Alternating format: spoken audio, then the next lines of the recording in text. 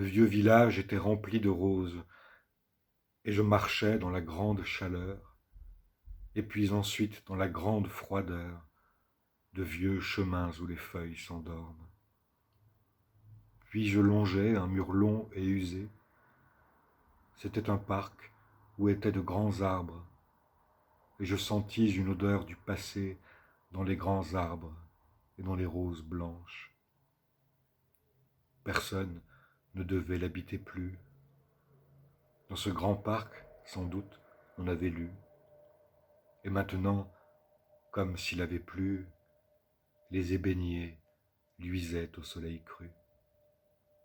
Ah, des enfants des autres fois, sans doute, s'amusèrent dans ce parc si ombreux. On avait fait venir des plantes rouges des pays loin, aux fruits très dangereux.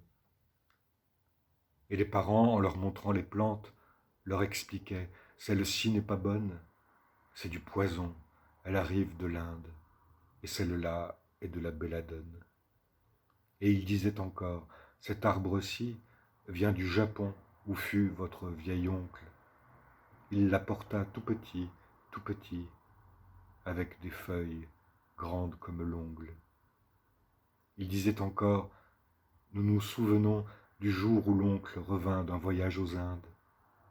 Il arriva à cheval par le fond du village, avec un manteau et des armes. C'était un soir d'été.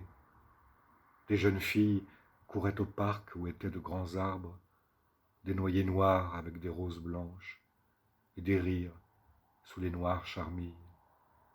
Et les enfants couraient, criant « C'est l'oncle !» Lui descendait avec son grand chapeau du grand cheval, avec son grand manteau. Sa mère pleurait.